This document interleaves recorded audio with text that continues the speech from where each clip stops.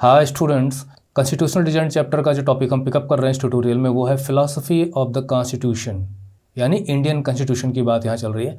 जैसा कि पिछले ट्यूटोरियल में हमने देखा था कि अगर हमें समझना है कि गाइडिंग वैल्यूज़ क्या हैं हमारे इंडियन कॉन्स्टिट्यूशन की, तो उसके लिए हम दो तरीके अपना सकते हैं। एक तो ये है, देखिए यहाँ लिखा है ना, टू वेज। पहला तो ये था कि अगर हम reading the views of some of our major leaders, और दूसरा ये था कि read what the constitution says about its own philosophy. तो ये तो हम ऑलरेडी कर चुके हैं, डिफरेंट मेजर जो यहाँ पे विचार दिए गए थे वो हमने पढ़ लिए हैं, और हमें अब कॉन्स्टिट्यूशन उसकी फ़िलासफ़ी के बारे में पढ़ना है। ये देखिए यहाँ पे जो डिफरेंट आप इधर रिलेटेड पोर्शन में है वो सब मैं आपको पिछले ट्यूटोरियल में एक्सप्लेन कर चुका हूँ। तो अब जो दूसरा वाला है वो हमें पढ़ना है ना, फिलॉसफी ऑफ द कॉन्स्टिट्यूशन।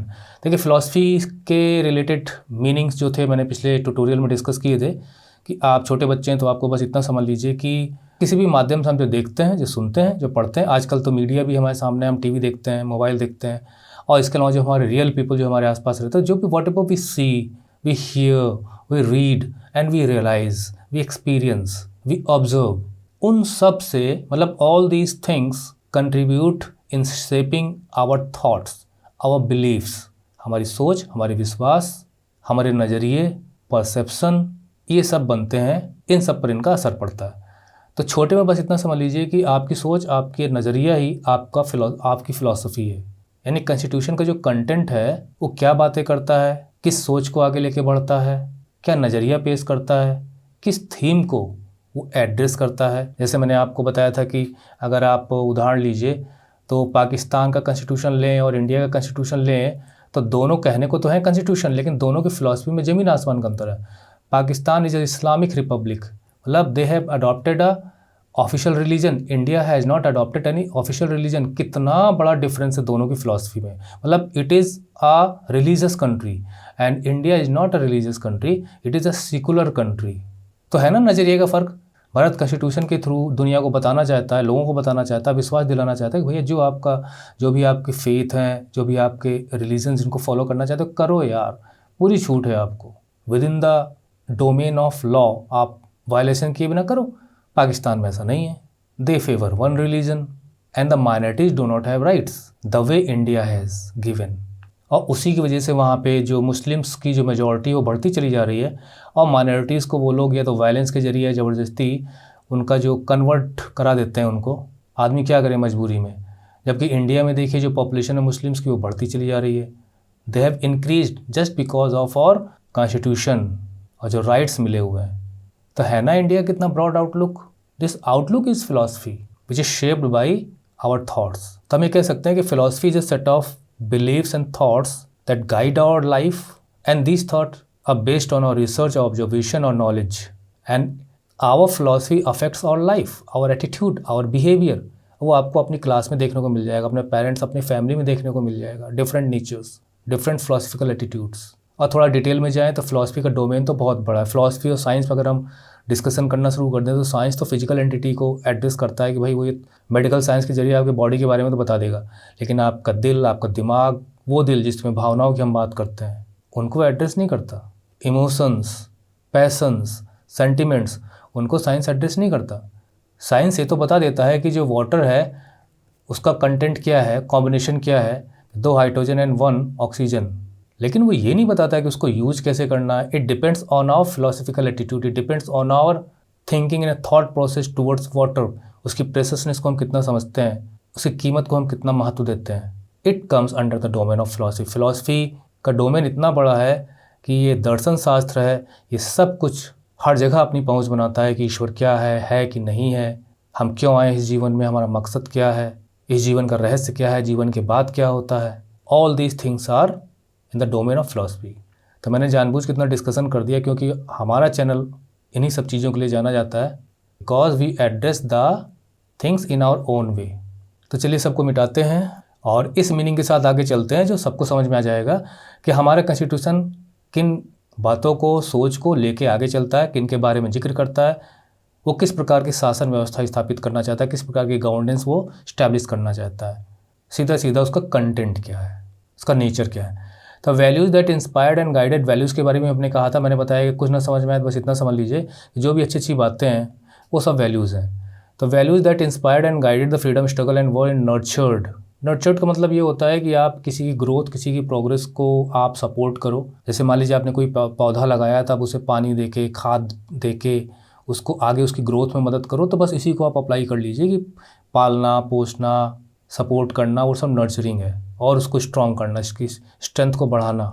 तो जिन वैल्यूज़ ने, जिन बातों की वजह से जो हमारा फ्रीडम स्ट्रगल गाइड हुआ था, मतलब जब हम संघर्ष कर रहे थे आज़ादी का, तो जिन बातों को लेके कर रहे थे, जिस सोच के साथ हम चल रहे थे, जो फ़िलॉसफी हमारे साथ जुड़ी हुई थी, जो वैल्यूज़ हमारे साथ जुड़े हुए थे कि हमें डेमोक्रेसी चाहिए, हमें भाईचारा चाहिए, हिंदू मुस्लिम एकता चाहिए, लोगों के अधिकार चाहिए, तो ऐसे तरह तरह की बातें लेके हम आगे बढ़ रहे थे। तो इस कॉन्स्टिट्यूशन के ज़रिए उन्हीं वैल्यूज़ को और स्ट्रॉन्ग किया गया, उन्हें और खाद पानी दे के और सींच के और मजबूत किया गया। Form the foundation of India's democracy. तो भारत के लोकतंत्र की बुनियाद यही वैल्यूज़ हैं, जिन्हें इस कॉन्स्टिट्यूशन ने और स्ट्रॉन्ग कर दिया।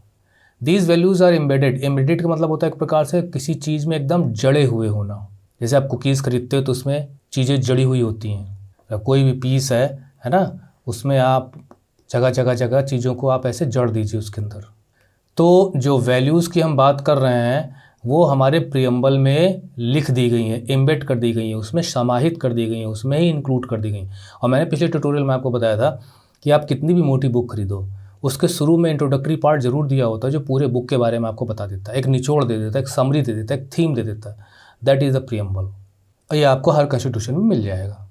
Of the Indian constitution they guide all the articles of the Indian constitution. Bharat के संविधान में जितने भी आर्टिकल्स हैं, हमारा कॉन्स्टिट्यूशन है ना, डिफरेंट पार्ट्स में डिवाइडेड है, डिफरेंट शेड्यूल्स में डिवाइडेड है, डिफरेंट आर्टिकल्स में डिवाइडेड है, जिनकी संख्या 400 प्लस में है। इन्हीं आर्टिकल्स से मिलके कानून बनते हैं, लॉ बनते हैं, यानी ये लॉ के हिस्से होते हैं। तो they guide all the articles of the Indian constitution में जितने भी आर्टिकल्स हैं, उनके पीछे यही वैल्यूज़ हैं जो फ्रीडम स्ट्रगल के दौरान लोगों ने शो की थी, जिनको लेके वो आगे बढ़े थे। मतलब जिस चीज़ को लेकर संघर्ष किया गया था, उन चीज़ों को इसमें कॉन्स्टिट्यूशन के माध्यम से आगे बढ़ाया गया। The constitution begin. अब जैसे फॉर एग्जांपल पाकिस्तान की फ्रीडम स्ट्रगल के दौरान जब भारत आज़ाद नहीं हुआ था, उसी समय, मतलब उसी दौरान जो इंडियन मुस्लिम लीग थी, जिसके मुख्य नेता थे मोहम्मद अली जिन्ना, वो किस सोच को लेकर आगे बढ़ रहे थे। उनकी सोच बस बहुत ही नैरो माइंडेड थी, जो कि उन्होंने बाद में बहुत ही रिग्रेट किया अपने अंतिम समय में, जब उनका देहांत नज़दीक था, कि he was only thinking about the Muslims. He did not have any idea about the United India, the supporting of United India. वो जिस सोच के साथ आगे बढ़ रहे थे वो उन्होंने कर लिया। इंडिया जिस सोच के साथ आगे बढ़ रहा था वो इंडिया ने किया अपने कॉन्स्टिट्यूशन में। They had different values, set of values in their mind, and we had different set of values in our mind. तो Indian constitution begins with a short statement of its basic values. तो हमारा जो संविधान है वो एक statement से शुरू होता है। मतलब कोई बात आप बोलते हो या कहते हो तो स्टेटमेंट होता है, आप लिख के भी अपनी बात को कह सकते हो। उसमें बेसिक वैल्यूज़ बताई गई हैं कि मुख्य मुख्य कौन कौन सी बातें हैं जो हमारे कॉन्स्टिट्यूशन में अंदर आपको मिलेंगी। This is called the preamble. इसे प्रियम्बल कहा जाता है। आप इसके लिए बिल्कुल परेशान मत होइएगा कि क्वेश्चन आंसर्स हम कैसे करेंगे, बस आपको समझना है। बाकी व्हाट इज़ प्रियम्बल, ये सारी चीज़ें आपको हमारी वेबसाइट पे क्वेश्चन आंसर ग्रुप में मिल जाएंगी। आप ncrttutorials.com पर जाइए, वहाँ आप कॉन्स्टिट्यूशनल डिज़ाइन चैप्टर को चुनिए, वहाँ पे आपको सारा स्टडी मटेरियल मिल जाएगा। कोई प्रॉब्लम हो तो आप हमें बताइए। टू द कॉन्स्टिट्यूशन, तो वो प्रियम्बल में है taking inspiration from American model. American model की बात यह है कि भाई अमेरिका कॉन्स्टिट्यूशन बहुत पहले बना था, तो उसमें प्रियम्बल शामिल किया गया था। तो फिर आगे के कॉन्स्टिट्यूशन जो बनने लगे, सब ने प्रियम्बल इंक्लूड कर दिया। Taking inspiration from American model, most countries in the contemporary world. Contemporary world का मतलब हमारे समय के आसपास का, मतलब जब भी हम किसी का कंटेम्प्रेरी कहेंगे तो उसके समय के की बात करेंगे। जैसे हमारा कंटेम्प्रेरी हमारे समय का, अकबर का कंटेम्प्रेरी अकबर के काल, अकबर के समय का। चंद्रगुप्त मौर्य की हम बात करेंगे तो उनका कंटेम्प्रेरी उनका समय हो जाएगा, जो कुछ भी उनके समय में रहा होगा। तो most of the countries in the contemporary world, contemporary world का मतलब अभी का जो संसार चल रहा है, अभी के समय की बात हम कर रहे हैं। तो अमेरिकन मॉडल से ये प्रियम्बल लिया गया है, to begin their constitution with preamble. तो देखिए ये जो है, मैं इनको यहाँ पर इनकी हिंदी नहीं बता रहा हूँ, बल्कि मैं स्क्रीन पे आपको इनकी हिंदी शो कर दे रहा हूँ। ये ऊपर वाला यूनाइटेड स्टेट्स से लिया गया है, नीचे अफ्रीका का है, ये सब आप हिंदी में पढ़ लीजिए। हम सीधा आते हैं अपने प्रियम्बल पर। Let us read the preamble of our constitution. हम अपने प्रियम्बल को पढ़ते हैं, जिसे हम प्रस्तावना भी कहते हैं। कि क्या क्या प्रस्ताव रखा गया है अपने कॉन्स्टिट्यूशन में मिलेगा। Very carefully and understand the meaning of each of its keywords. तो इस प्रस्तावना को, इस प्रियम्बल को ढंग से पढ़ना है, एक एक चीज़ को समझना है। The preamble of the constitution reads like a poem. अगर आप इसे देखेंगे तो आपको लगेगा जैसे कोई पोएम लिखी गई है ना। आप पढ़ेंगे भी तो आपको पोएम जैसा लगेगा, इसलिए यहाँ लिखा गया है our preamble reads like a poem on democracy. देखिए फिर से गौर करिए, reads like a poem on democracy. तो आप जब इसको पढ़ोगे तो आपको लगेगा लोकतंत्र की कोई कविता लिखी गई, क्योंकि इसमें इतनी चीज़ें शामिल की गई हैं जो बार बार डेमोक्रेसी की तरफ इशारा करती हैं। तो डेमोक्रेसी की पोएम हो गई हमारे preamble. It contain the philosophy, ये उस फिलॉसफी को, उस सोच को आगे लेके चलती है, विच इंटायर मतलब पूरा का पूरा कॉन्स्टिट्यूशन हैज़ बीन बिल्ट, जिस फिलॉसफी के आधार पर पूरा का पूरा कॉन्स्टिट्यूशन बनाया गया है। अगर आपसे कहा जाए कि आप कुछ बेसिक फिलॉसफी बताइए, तो सीधी सी बात है कि आप प्रियम्बल में जो लिखा गया है उसको आप याद कर लीजिए, वही सुना दीजिए। अभी हम देखेंगे बेसिक फिलॉसफी क्या है। It provides a standard to examine, examine का मतलब जांच पड़ताल करना, भाई किसी को परखना। तो ये कुछ ऐसे स्टैंडर्ड सेट करता है कि आप पूरा कॉन्स्टिट्यूशन पढ़ने की ज़रूरत नहीं है, आप बस इसको पढ़ के परख लीजिए कि कौन सी वैल्यूज़ हैं। इवेल्युएट का मतलब होता है भाई आप जज करिए। जैसे आप आंसर शीट में लिख के चले जाते हो तो जो टीचर कॉपी चेक करता है वो आपको इवेल्युएट करता है, फिर आपको नंबर देता है। तो आप वो एग्जामिनेशन में आप लिख के आते हो। तो प्रियम्बल एक ऐसा स्टैंडर्ड हमें प्रोवाइड करता है जिससे हम उसकी परीक्षा लेके उसको एग्जामिन कर सकते हैं, उसको इवेल्युएट कर सकते हैं, किसी भी लॉ को इवेल्युएट कर सकते हैं, किसी भी गवर्नमेंट के एक्शन को इवेल्युएट कर सकते हैं। और ये गुड है कि बैड, ये भी हमें पता चल सकता है। एक प्रकार से ये soul of the Indian constitution, preamble is the soul of the Indian constitution. तो इसी प्रियम्बल को देखकर आप अंदाज़ा लगा सकते हैं किस प्रकार के लॉ इंडिया में बनते होंगे और बनाए जा सकते हैं, और गवर्नमेंट को क्या पावर है, और गवर्नमेंट की पावर सही दिशा में जा रही, गलत दिशा में जा रही। तो चलिए देखते हैं। We the people of India, हम भारत के लोग, हैविंग सोलमली, सोलमली का मतलब होता है पवित्र हृदय से, पूरी दृढ़ता मजबूती के साथ, रिजॉल्व, रिजॉल्व का मतलब प्रण लेना, प्रतिज्ञा करना कि हाँ, कमिटमेंट करना, टू कंस्टिट्यूट इंडिया, यानी हम इंडिया को बनाए, हम ये इस चीज़ की प्रतिज्ञा करते हैं, पूर्ण दृढ़ प्रतिज्ञा करते हैं कि हम इंडिया को बनाएंगे एक sovereign socialist secular democratic Republic. देखिए कितने भयंकर भयंकर वर्ड हैं, sovereign, socialist, secular, democratic Republic. वैसे यहाँ जो स्टार बना इसका मतलब ये है कि 1976 में इंदिरा गांधी के समय में 42वां संशोधन हुआ था, मतलब कि 42nd जो अमेंडमेंट था, बड़ा अमेंडमेंट था 1976 में। तो इसमें कुछ नए वर्ड्स ज्वाइन किए गए थे, यानी जो हमारा जो ओरिजिनल जो कॉन्स्टिट्यूशन था उनमें वो वर्ड नहीं थे। इंदिरा गांधी बहुत ही पावरफुल और पूरी तरह से अपनी पावर को यूज़ करने वाली महिला थी, इसलिए उनको आयरन वुमेन भी कहा जाता है, जिन्होंने एक, मेरा अपना ओपिनियन है कि एक तानाशाह की भी शक्तियाँ कैसे इस्तेमाल हो सकती हैं, उस तरह भी उन्होंने शासन करने की कोशिश की थी, जैसे कि उन्होंने इमरजेंसी लगाई थी। It is my opinion as per her tenure. जो वर्ड ऐड किए गए थे वो ये हैं, एक तो ये सोशलिस्ट है, सेकुलर है, यानी कि पहले जो था वो ये था, यानी सॉवरेन डेमोक्रेटिक रिपब्लिक, बीच में 2 वर्ड ऐड किए गए, और एक वर्ड, हाँ ये रहा, जो पहले जो ओरिजिनल कॉन्स्टिट्यूशन था उसमें यूनिटी ऑफ द नेशन था, इंटीग्रिटी को इसी में 1976 के जरिए ज्वाइन किया गया था, नया वर्ड इंसर्ट किया गया था। तो हम एक प्रतिज्ञा लेते हैं कि हम भारतवासी भारत को एक प्रभुसत्ता संपन्न, मतलब एक टोटली फ्री कंट्री, सामाजिक, यानी हम यहाँ पे सामाजिक न्याय की बात करते हुए एक धर्मनिरपेक्ष राज्य की स्थापना करेंगे, लोकतांत्रिक गणराज्य की स्थापना करेंगे। वो सारे वर्ड्स अभी हम देखेंगे यहाँ पे। And to secure to all its citizens, और अपने यानी देश के जितने भी सिटीजन्स हैं उन्हें सिक्योर कराएंगे, मतलब उन्हें हम उपलब्ध कराएंगे कि उनको वो मिलें, जिसमें से जस्टिस है, न्याय, न्याय का मतलब सामाजिक न्याय होना चाहिए, इकोनॉमिक होना चाहिए, पॉलिटिकल होना चाहिए। ये सारी चीज़ें मैं कई बार आपको बता चुका हूँ कि जैसे फॉर एग्जांपल अगर हम हिंदुज़म की बात करें तो हमारे यहाँ जात पात की वजह से समाज बटा बटा सा है, ऊंच नीच की भावना है, तो वो इक्वलिटी नहीं है, वो सामाजिक इनइक्वलिटी है, जिसे हम सोशल जस्टिस देना चाहें तो हमें इक्वलिटी इस्टेब्लिश करनी पड़ेगी। इकोनॉमिक का मतलब अमीरी गरीबी है, बराबरी नहीं है, तो वो इकोनॉमिक इनजस्टिस हो गया, तो वहाँ जस्टिस देनी है। और पॉलिटिकल इक्वलिटी तो हमारे यहाँ है कि भाई वोट देने का अधिकार सबको बराबर मिला हुआ है, तो पॉलिटिकल इक्वलिटी तो है, लेकिन फिर भी जस्टिस की हम बात करें तो आज हर कोई चाहे कि हम चुनाव लड़ के जीत जाएँ तो संभव नहीं है, क्योंकि आजकल पैसा भी चलता है और भी सारी चीज़ें हैं। तो कुल मिला के न्याय हो सबके साथ, अन्याय न, लिबर्टी मतलब स्वतंत्रता।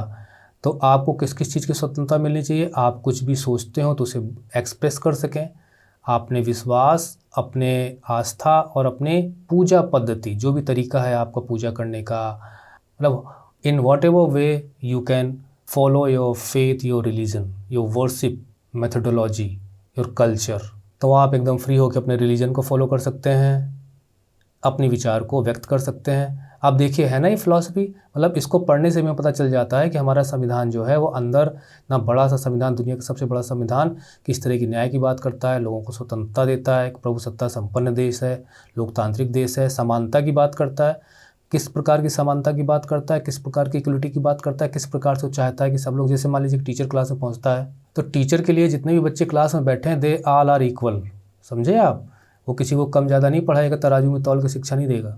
अगर देता है तो फिर वो अन्याय कर रहा है। हमारा संविधान कहता है कि हम ऐसा नहीं करेंगे, वी विल गिव इक्वलिटी। लेकिन किस इक्वलिटी की बात हो रही है? स्टेटस एंड अपॉर्चुनिटी, यानी आप समाज में जहाँ भी रहते हो तो हमारे संविधान के हिसाब से हर नागरिक बराबर है।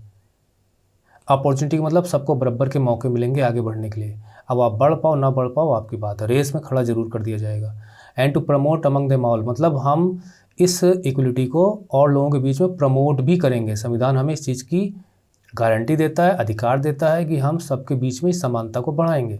फ्रेटर्निटी, जिसकी बहुत ज़्यादा ज़रूरत है कि हर देश में, यानी भाईचारा। तो किस प्रकार का भाईचारा है? आपस में आप अमन चैन से रहें। Assuring the dignity of the individual, देखिए डिग्निटी, अश्योर मतलब तो पक्का विश्वास दिलाना, डिग्निटी का मतलब होता है सम्मान, इंडिविजुअल का मतलब होता है व्यक्ति, यानी भारत का हर नागरिक के सम्मान को इस्टेब्लिश करना, बनाए रखना, उसकी रिस्पेक्ट को इंश्योर करना, ये भी हमारे संविधान का मतलब जो सरकार बनेगी उसकी ये जिम्मेदारी है। And the unity and integrity का मतलब होता है एकता, इंटीग्रिटी का मतलब होता है अखंडता, मतलब एकता का मतलब सब एक हो, इंटीग्रिटी का मतलब होता है कहीं कोई टूट फूट ना हो, सब एक रहे, पूरी की पूरी चीज़, यानी पूरा देश एक रहे।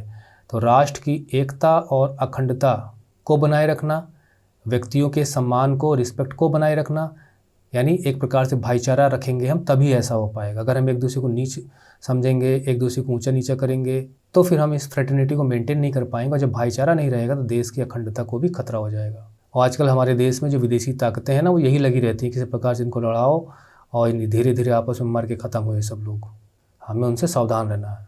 आपके जो थॉट प्रोसेस है उसमें ऐसे लोगों की जगह नहीं होनी चाहिए। और कॉन्स्टिट्यूएंट असेंबली, तो हमारी जो संविधान सभा थी, है ना, तो ये डेट दी गई है 26 नवंबर 1949, जो मैं ऑलरेडी आपको बता चुका हूँ कि इन्होंने इसको अडॉप्ट किया था, इनेक्ट किया था, मतलब कि इसे हम कानून के रूप में स्वीकार करते हैं as a supreme law of the land and give to ourselves, और अपने आप को प्रदान करते हैं इस कॉन्स्टिट्यूशन को। इस संविधान को हम इस तारीख को जो दी गई है, हम इसे अंगीकार करते हैं, अपनाते हैं और इसे कानूनी मान्यता देते हैं, रिकॉग्नाइज करते हैं एज लॉ। बाकी आप देख लीजिए, जो हिंदी में आपको इस प्रस्तावना, इस जो प्रियम्बल है वो आपको स्क्रीन पे मैं दिखा रहा हूँ, आप इसे स्क्रीन पॉज करके स्टडी कर सकते हैं, देख सकते हैं और मिलान भी कर सकते हैं अपने अंग्रेजी बुक में जो दिया गया उससे। ये उन बच्चों के लिए जो थोड़ा डीपली स्टडी करना चाहते हैं, बाकी जो ऊपर से बस हवाई वाले हैं उनके लिए नहीं है ये, है ना। ये देख लीजिए, आप पढ़ लीजिएगा इसको। अब बात आती है इसमें दिए गए शब्दों की, अलग अलग जो टर्म्स हैं, जो एक प्रकार से फ़िलॉसफी भी है इस कॉन्स्टिट्यूशन की जो शामिल है इसमें, वैल्यूज़ हैं जो इसमें कॉन्स्टिट्यूशन में हैं, जिनके आधार पर हमारा कॉन्स्टिट्यूशन वर्क करता है। तो पहले हम उठाते हैं यहाँ से, we the people of India, हम भारत के लोग, जो यहाँ लिखा गया है ना। देखिए इसका मतलब है the constitution has been drawn up and enacted by the people of India. तो we the people of India का मतलब ये है कि ये कॉन्स्टिट्यूशन लोगों के द्वारा बनाया गया है, डायरेक्ट नहीं बनाया गया, थ्रू देयर रिप्रेजेंटेटिव्स, है ना। भारत क्रिकेट में जब भारत की क्रिकेट की टीम जीतती है तो पूरा भारत जीता हुआ माना जाता है, हारती है तो पूरा भारत हारा माना जाता है। तो क्या पूरा भारत वहाँ खेलता है? नहीं, भारत की तरफ से 11 खिलाड़ी खेलते हैं। उसी प्रकार से जो संविधान सभा में 299 मेंबर थे, याद आ रहा है आपको जो मैंने बताया था आपको, 299 मेंबर्स थे, वो मेंबर्स पूरे इंडियन पॉपुलेशन की तरफ से थे। तो इन लोगों ने जो संविधान बनाया एक प्रकार से पब्लिक ने बनाया। जैसे जो गवर्नमेंट हम फॉर्म करते हैं वोट देके, वास्तव में वो गवर्नमेंट पब्लिक फॉर्म करती है पब्लिक के ऊपर शासन करने के लिए। तो इसी प्रकार से इस संविधान को जनता ने बनाया, लेकिन अपने रिप्रेजेंटेटिव्स के थ्रू बनाया, अपने द्वारा भेजे गए लोगों के जरिए बनाया, क्योंकि सारी जनता कई करोड़ की तादाद में इकट्ठा संविधान सभा में बैठ सकती नहीं थी। सो रिप्रेजेंटेटिव्स, जैसे आपके स्कूल में प्रिंसिपल को कोई चीज़ पता करनी होती है, मान लीजिए क्लास 9 में 5 सेक्शंस हैं, तो बच्चों के बारे में कोई चीज़ पता करनी है, तो क्या वो सारे 5 सेक्शंस के सारे बच्चों को थोड़ी अपने ऑफिस बुला सकते हैं? हाँ, मॉनिटर को बुलाएंगे तो 5 सेक्शंस के 5 मॉनिटर्स या मान लीजिए 2-2 मॉनिटर 10 मॉनिटर्स वो कमरे में जा सकते हैं, उनसे पूछ सकते हैं। मॉनिटर आपकी क्लास का रिप्रेजेंटेटिव है, वो आपकी क्लास की बातें वहाँ रख देगा। तो आप नहीं है पर आप अपने मॉनिटर के थ्रू वहाँ पे हैं, ये होता है रिप्रेजेंटेशन। तो we the people of India का मतलब हम लोगों ने संविधान को बनाया है and not handed down to them by a king और एनी आउटसाइड पावर। और इसका मतलब एक और है, इसका मतलब एक और है कि इस संविधान को किसी राजा के द्वारा नहीं बनाया गया है, किसी बाहरी शक्ति ने नहीं दिया है, ये हम ही लोगों ने बनाया है। सॉवरेन का मतलब मैं ऑलरेडी आपको बता चुका हूँ कि मतलब उस पीपल हैव सुप्रीम राइट। अगर आपके पास पूरे अधिकार हैं, डिसीजन लेने के अधिकार हैं, चाहे वो भारत के अंदर की बात हो चाहे वो भारत के बाहर की बात हो, अगर हमें किसी से विदेशी संबंध रखने हैं तो, भारत के अंदर की नीतियाँ बनानी है तो, पॉलिसीज़ बनानी है तो, हम पूरी तरह से स्वतंत्र हैं। सुप्रीम राइट हमारे पास है। कोई बाहरी शक्ति, कोई एक्सटर्नल पावर हमें डिक्टेट नहीं कर सकती छड़ी लेके हे ऐसे करो वैसे करो। गवर्नमेंट ऑफ इंडिया को इस तरह से आदेश नहीं दे सकती, तो वो सॉवरेन है। ज़रा बताइए, अब 1947 के पहले क्या हम सॉवरेन थे? नहीं थे। चुनाव भी होते थे, मिनिस्ट्रीज भी फॉर्म होती थी, लेकिन हमारे ऊपर एक एक्सटर्नल पावर का शासन था, वो इंग्लैंड की, the English power, the British power.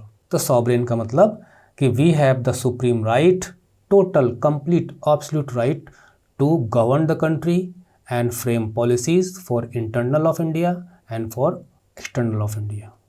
Socialist आपने पढ़ा होगा हिस्ट्री में, है ना, तो कम्युनिस्ट मूवमेंट के बारे में तो आप जानते होंगे कि इसमें वेल्थ की बात होती है, रिसोर्सेज की बात होती है कि जो वेल्थ है वो सोशली जनरेट होती है। मतलब अगर हवा, पानी या कोई खनिज संपदा है या सोलर रिसोर्सेज हैं तो वो किसी एक के घर में नहीं मिलते, वो जहाँ मिलते हैं वहाँ पे समाज रहता है, तो वो सोशल उनका जनरेशन होता है और उन्हें इक्वली शेयर भी किया जाना चाहिए, उस पर किसी एक का खास हक नहीं होना चाहिए। अब जैसे उदाहरण के लिए मान लीजिए जो सिटीज़ हैं, ठीक है, अब उसमें क्या है कि उसमें बहुत धनाढ्य लोग भी रहते हैं, बड़े बड़े बंगले में रहते हैं, बड़े बड़े मकानों में रहते हैं। अब वहाँ देख लीजिए तो उनकी इलेक्ट्रिसिटी सप्लाई, उनकी वाटर सप्लाई और भी सारी सुख सुविधाओं को ज़्यादा भोग करते हैं। वहीं पे गरीब बेचारा जो 1 कमरे के 2 कमरे के मकान में रह रहा हो, उसे वाटर की एक्सेस नहीं होती, उसको इलेक्ट्रिसिटी की एक्सेस उतनी अच्छी नहीं होती।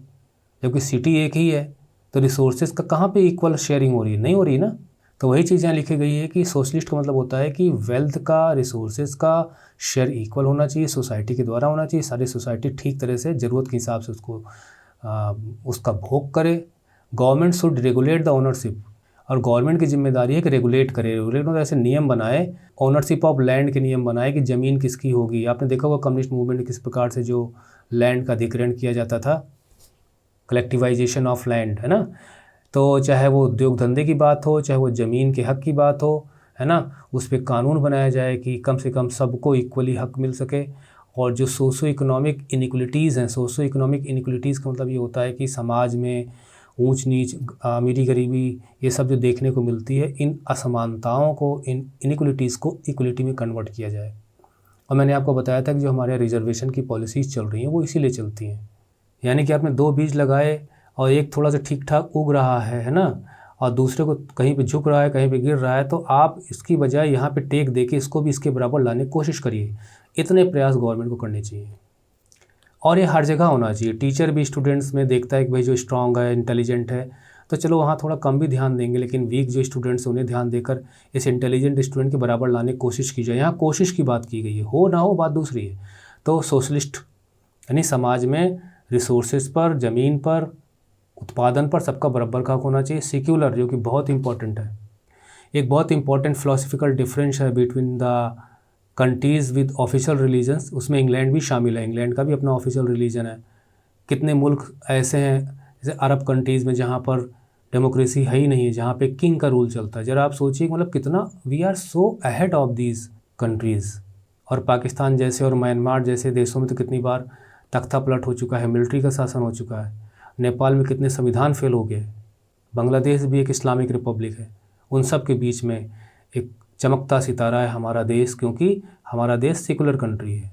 सेकुलर कंट्री का मतलब होता है ऐसा देश जिसका अपना कोई धर्म ना हो। इन नागरिकों पर डिपेंड करता है कि वो अपने हिसाब से अपने रिलीजन्स को फॉलो करें।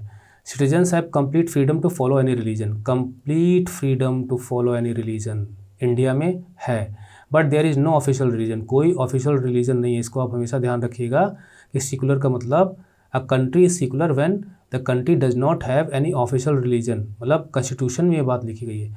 Government treats all religious belief, सरकार का जबकि कोई धर्म नहीं है तो इसलिए वो हर धर्म को बराबर का दर्जा देती है, सबको महत्व देती है, रिलीजियस प्रैक्टिसेस को इक्वल रिस्पेक्ट प्रदान करती है। हमारे यहाँ Hindus, Sikhs, Muslims, Christians, Buddhist, Jainist, diverse religion के मानने वाले लोग हमारे यहाँ रहते हैं, सबको राइट्स बराबर मिले हुए हैं।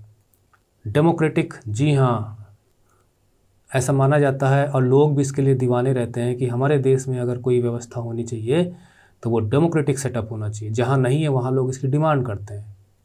चाइना हो, हांगकांग हो, जहाँ जहाँ नहीं है इनकी डिमांड होती है। A form of government way people, अब इसको तो बताने की ज़रूरत नहीं है कि एक ऐसी व्यवस्था होती है जहाँ पे people enjoy equal political rights, जहाँ लोग इक्वल पॉलिटिकल राइट्स होते हैं, वो अपने रूलर्स को इलेक्ट करते हैं और वो उनको अकाउंटेबल भी बनाते हैं, है ना। कैसे अकाउंटेबल बनाते हैं?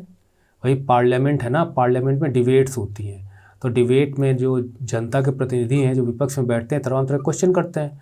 और इसके अलावा 5 साल के बाद जब इलेक्शन होगा, जाओगे ना जनता के बीच में, तो जनता पूछेगी ना, क्यों वोट दें, क्या किया तुमने। तो आपसे कोई क्वेश्चन पूछे तो आप अकाउंटेबल ऑलरेडी हो जाते हैं। मतलब अगर दूसरे को आपसे क्वेश्चन पूछने का हक है तो आप अकाउंटेबल हैं, नहीं पूछने का हक है तो आप अकाउंटेबल नहीं हैं उसके प्रति। अकाउंटेबल का मतलब होता है जवाबदेही, यानी आपको जवाब देना पड़ेगा। तो डेमोक्रेसी में गवर्नमेंट जवाबदेह होती है जनता के प्रति। The government is run according to some basic rules, और कुछ नियमों के तहत शासन चलता है। दरअसल संविधान जो होता है वो इन नियमों की बात करता है कि कैसे शासन चलेगा। देखिए इसमें लिखा भी गया है कि सोशलिस्ट और जो सेकुलर है ना, ये 42nd अमेंडमेंट में जोड़े गए थे 1976 में। ये इसमें नहीं लिखा गया जो मैंने आपको बताया था कि जो इंटीग्रिटी वर्ड जोड़ा गया था ना, एंड इंटीग्रिटी, ये तो ये हो गया आपका।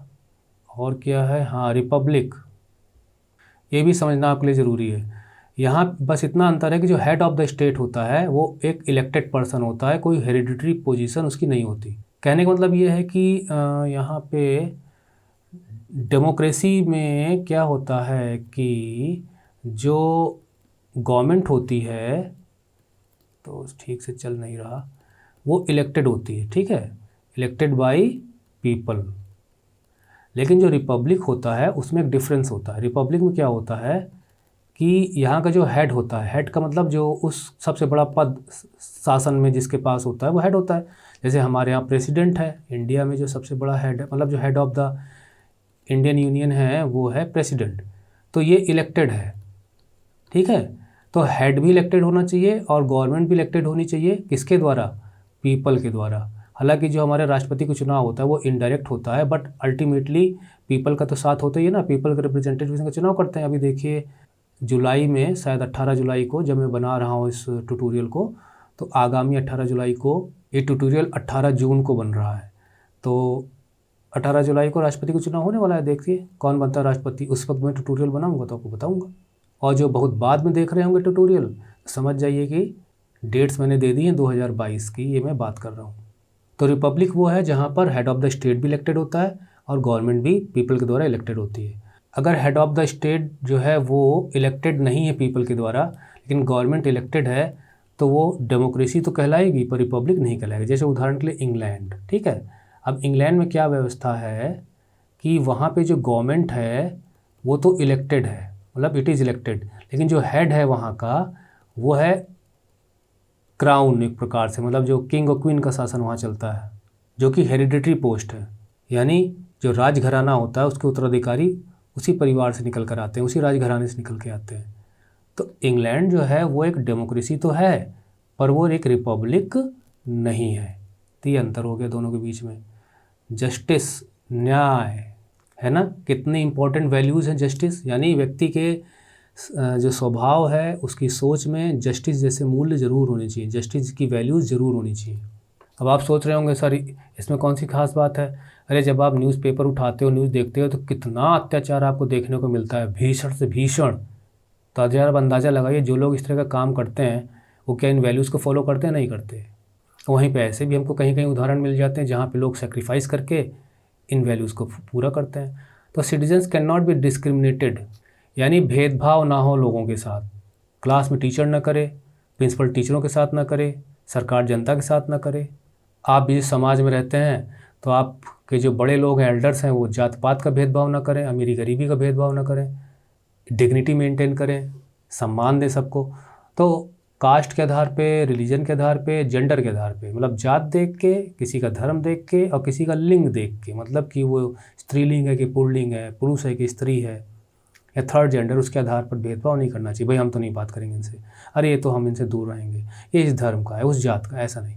Social inequities have to be reduced. जो सामाजिक असमानताएं हैं समाज में, जहाँ आप रहते हो, आप खुद ही गाँव में रहने वाले गाँव में देखते होंगे, शहर में रहने वाले शहर में देखते होंगे कि किस प्रकार का बिहेवियर उनका सब्जी वाले के प्रति होता है, किस प्रकार का बिहेवियर जब किसी बड़ी दुकान में बिजनेसमैन से मिलने जाते हैं तो होता है, किस प्रकार का बिहेवियर दूध वाले के साथ होता है, जहाँ पे बाल कटवाने जाते हैं उनके साथ होता है।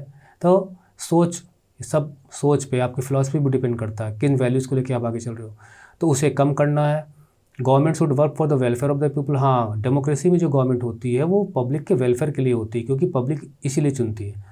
तो डिसएडवांटेज मतलब जो सबसे गिरी हुई अवस्था में है वो डिसएडवांटेज ग्रुप्स हो जाते हैं। तो भाई लाचार, गरीब, बेचारे लोगों को ज़्यादा मदद करनी चाहिए।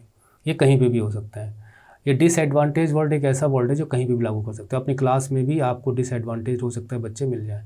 लिबर्टी कितनी इम्पोर्टेंट एलिमेंट है डेमोक्रेसी का। ये वैल्यूज़ हैं जिनकी बात हमारा संविधान की प्रस्तावना जो प्रियम्बल है बस थोड़े से शब्दों में कर देती है। There are no unreasonable restrictions. Unreasonable restriction मतलब कोई बेवजह की रोक टोक नहीं होनी चाहिए लोगों पर, सिटीजन्स पर। किसी भी देश के नागरिक, जैसे हम भारत देश के नागरिक हैं, बोनाफाइड सिटीजन्स हैं इसके, तो क्या वो सोचते हैं, क्या उनकी इच्छाएं हैं, क्या वो बोलना चाहते हैं, उनके विचारों पर कोई भी प्रतिबंध नहीं होना चाहिए। और इसका सबसे अच्छा उदाहरण है मीडिया। जब आप टीवी ओपन करते हो तो आप देखते हो कितना खुलकर लोग बोलते हैं, भारत देश को गाली तक दे डालते हैं, इतनी गंदी हरकतें कर देते हैं। बट डेमोक्रेसी में फ्रीडम ऑफ स्पीच एक्सप्रेशन के नाम पे लोग करते हैं, सोशल मीडिया में उल्टा सीधा लिखते हैं।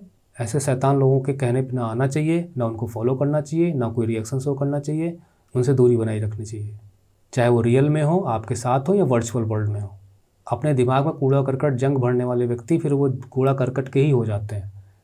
Keep your mind pure. तो आदमी को अपने जीवन जीने के तरीके में फ्रीडम है, कैसे भी वो जीना चाहे जी सकता है। कोई अनरीजनेबल उसकी आज़ादी पर रोक टोक नहीं लगाई जाएगी। लेकिन भाई अब जब आप दूसरी की आज़ादी में दखल डालोगे तो फिर सरकार तो भाई नियम है ना, फिर वो आपको रोकेगी, नहीं तो नहीं रोकेगी। तो अपने विचार के अनुसार आदमी जी सकता है, यह है लिबर्टी। इक्वलिटी का मतलब होगा समानता। भाई ऑल आर इक्वल, सभी लोग बराबर हैं। अब ईश्वर तो इस जन्म इस पृथ्वी पर भेजता है तो प्राकृतिक व्यवस्था तो सबके लिए बराबर करके भेजता है ना। कहता है लो एक सूरज है, सब लोग रोशनी लो। पता चला मजदूर बेचारा धूप में काम कर रहा है 4 पैसा कमाने के लिए, और उसका बॉस एसी में बैठा हुआ उसको ऑर्डर दे रहा है काम करने के लिए। इक्वलिटी कहाँ है? Before the law. तो यहाँ पे जो इक्वलिटी की बात की गई है वो है कानून के सामने सब बराबर हैं। अभी जब मैं ट्यूटोरियल बना रहा हूँ तो जो कांग्रेस के सुप्रीम, मतलब वहाँ तो फैमिली का शासन चलता है ना, डायनेस्टिक रूल है। ये भी लोकतंत्र के लिए बड़ा खतरा है। It does not suit democracy, but होता है और देशों में भी है। तो मिस्टर राहुल गांधी से जो ईडी है, जो इन्फोर्समेंट डायरेक्टरेट है, वो अच्छी खासी पूछताछ कर रही है। तो ये बातें मीडियम और जो कांग्रेस कार्यकर्ता हैं वो सब विरोध कर रहे हैं। जो लोग ट्यूटोरियल रिसेंट में देखेंगे इसके अपलोड होने के बाद, वो जान रहे होंगे किस प्रकार से मीडिया में रणदीप सुरजेवाला हो गए, शेखावत जी हो गए, हुड्डा जी हो गए, तमाम बड़े बड़े जो नेता हैं वो सब प्रदर्शन कर रहे हैं। और पब्लिक ये सोच रही है कि भाई अगर पूछताछ से, अगर लॉ के सामने तो सब बराबर है ना, क्या मिस्टर राहुल गांधी हो या क्या मिस्टर मोदी हो या कोई भी और बड़ा व्यक्ति हो, तो क्या उसे पूछताछ नहीं की जानी चाहिए? लॉ के सामने तो बराबर है सब। क्या गरीब लोगों को ही लॉ का सामना करना पड़ेगा, अमीर लोगों को नहीं? तो डेमोक्रेसी में कानून के सामने सब बराबर होते हैं, चाहे वो कितना धनाढ़ हो, चाहे वो कितना गरीब हो, चाहे वो कितना अमीर हो, चाहे कितना पावरफुल हो, चाहे किस पद पे हो।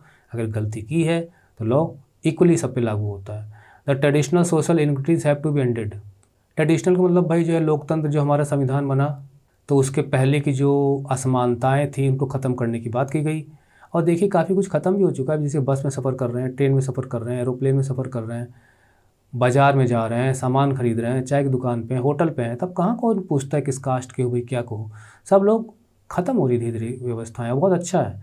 तो भाई ये ख़त्म होना चाहिए। और गवर्नमेंट को क्या करना चाहिए, ऐसी व्यवस्था इंश्योर का मतलब होता है ऐसी व्यवस्था को पक्का करना कि सबको बराबर मौके मिले। अब टीचर क्लास में पढ़ा रहा है, अब उसके सामने मान लीजिए क्लास में 40 बच्चे बैठे हुए हैं, तो समान रूप से पढ़ा रहा है। अब 40 बच्चों की जिम्मेदारी बनती है कि भाई सबको बराबर मौका मिल रहा है तो करके दिखाएं अच्छा। अब वो खुद पीछे रह जाएं, दैट इज़ डिफरेंट थिंग, लेकिन अपॉर्चुनिटी में कोई कमी नहीं होनी चाहिए। फ्रेटर्निटी मैंने बताया था आपको, भाईचारा बहुत ज़्यादा ज़रूरी है। All of us should behave as if we are members of the same family. Bharat 1.35 billion है ना लोगों का देश है, 1 अरब 35 करोड़ या 30 करोड़ मान लीजिए, सेंसस तो अभी होनी है। तो हमें एक परिवार के रूप में रहना चाहिए। आपस में परिवार में उठा पटक थोड़ी बातचीत होती है, लेकिन परिवार एक रहता है, कोई बाहर वाला आँख नहीं दिखा सकता। तो all of us should behave as if we are members of the same family. ठीक उसी प्रकार से जैसे आपकी क्लास है, आप क्लास में चाहे जो कुछ करते हो, लेकिन दूसरी क्लास वाले आपकी क्लास को कुछ 4 बार सुना के चले जाएँ तो आप झेल नहीं पाएंगे। No one should treat a fellow citizen as inferior. कोई भी किसी को नीचा ना समझे, निम्न कोटि का ना समझे, अपने को सुपीरियर दूसरे को इन्फीरियर ना समझे। बल्कि अगर आप ज़्यादा पावरफुल हैं या ज़्यादा आप सक्षम हैं, चाहे वो आपके पास पैसा ज़्यादा हो, चाहे आप अच्छे पद पे हो, तो आप और लोगों को प्यार दीजिए ना, रिस्पेक्ट दीजिए ना, अपना बनाइए और लोगों को हेल्प करके दिल जीतिए उनका। उन्हें ऐसा महसूस हो कि आप बड़े हैं फिर भी कितने अच्छे हैं, कितने विनम्र हैं। ये नहीं कि आंखें तरेर के तो मैं तो ऐसा हूँ, तुम लोग कितने नीचे हो, इस तरह की फीलिंग नहीं होनी चाहिए। तो मेरे ख्याल से इसमें जो कुछ था मैंने आपको बता दिया। इंस्टीट्यूशनल डिज़ाइन हमारा अगले ट्यूटोरियल का टॉपिक होगा, और इसमें हमने philosophy of the Indian constitution पढ़ा, और जो इनके हिंदी वर्जन्स है वो मैंने आपको दिखाए स्क्रीन पर। ये अमेरिका वाला है और ये अफ्रीका वाला है। इंडिया के जो प्रियम्बल है उसमें जो हमारे कॉन्स्टिट्यूशन की मेन बेसिक वैल्यूज़ लिखी है। Philosophy of the Indian constitution हमने पढ़ लिया कि इंडिया का एक डेमोक्रेटिक व्यवस्था स्थापित करने वाला कॉन्स्टिट्यूशन है, सेकुलर है, सॉवरेन है, रिपब्लिक है। ये सारे जो गुण हैं ना, ये वैल्यूज़ हैं जो हमारे संविधान को बहुत ही यूनिक बनाती हैं among all other constitutions of the world. So okay, ending the tutorial here. Your Jesus says you goodbye. See you in the next tutorial. Till then, study well and learn well. Thank you.